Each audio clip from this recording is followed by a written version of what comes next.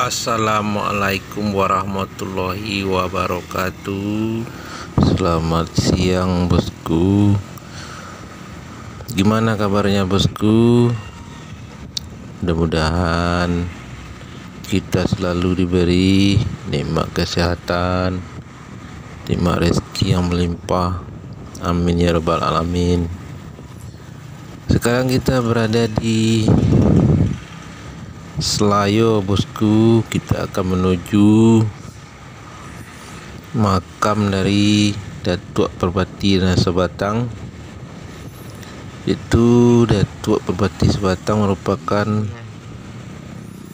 patih dari Kerajaan Pagaruyung atau Kerajaan Minangkabau.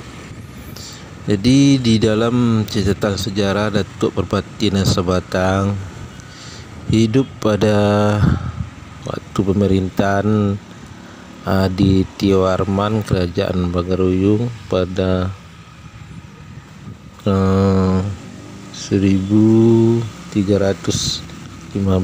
Masehi. Itu dari sejarahnya. Datuk Perbati selaku patih kerajaan.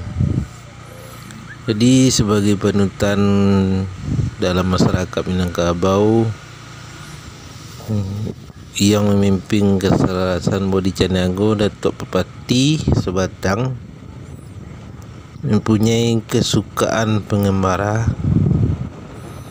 tidak saja di Minangkabau, sampai ke tanah Jawa dia mengembara.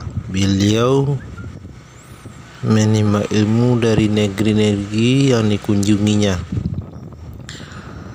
Jadi sehingga dimanfaatkan untuk diterapkan di Minangkabau. Maka beliau menyebarluaskannya.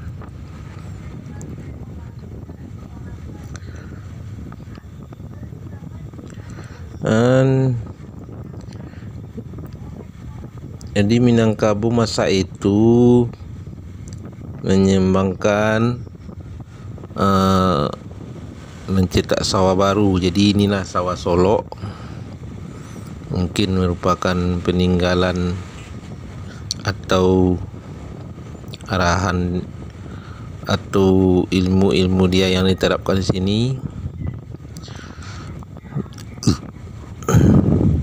Dia mengajarkan bercocok tanam, membuat saluran air untuk meningkatkan hasil pertanian yang diterapkan di Selayo. Oke bosku, dalam pengembaraan tersebut dia membawa kawannya dari tanah Jawa, yaitu Tumenggung dari Kerajaan Majapahit dan Pangeran dari Banten. Jadi kedua tokoh tersebut mempunyai keahlian tersendiri. Contohnya Tumenggung adalah ahli dalam pertanian atau persawahan. Kemudian dia memberi petunjuk kepada anak nagari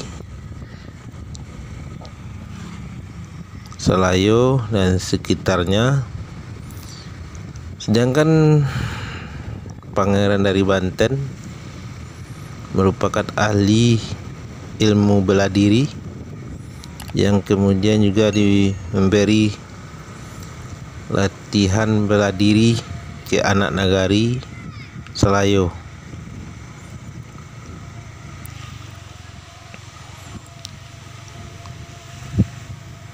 Oke bosku, kita hampir masuk ke makamnya.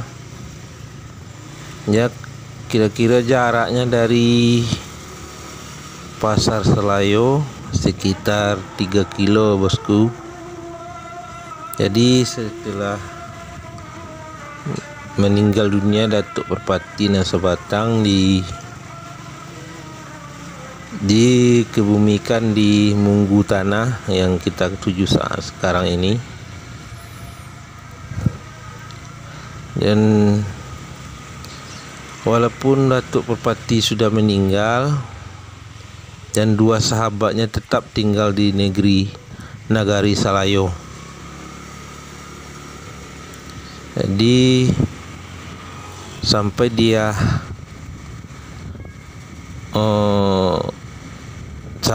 meninggal, sahabatnya tersebut dikebumikan juga di samping makamnya Datuk Perpati Nan Sabatang.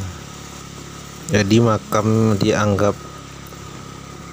keramat sama masyarakat sekitar karena setiap ada musibah di kampung sekitarnya akan ada memberi tanda atau suara menggelegar atau tanda-tanda yang lainnya. Nah, itulah bosku. Dan juga ukurannya tidak lazim, bukan tidak lazim tersebut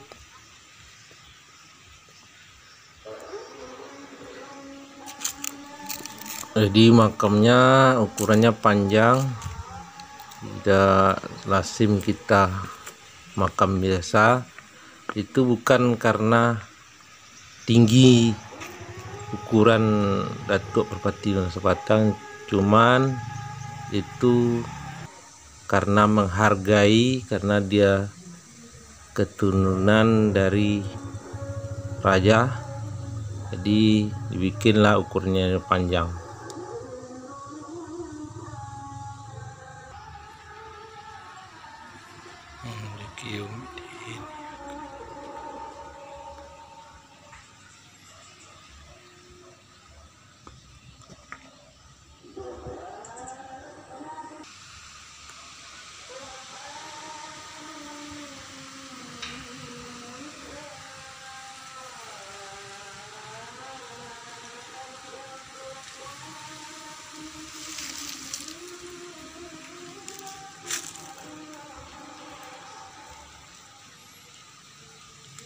Inilah bosku,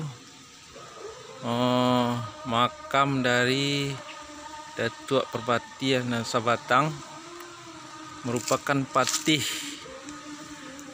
dari Kerajaan Pagaruyung, kerajaan waktu rajanya Adi Tiawarman. Ini di sampingnya juga ada sahabatnya yang aslinya dari Jawa dan Banten. Ini merupakan cagar budaya di Solo, di Munggu Tanah.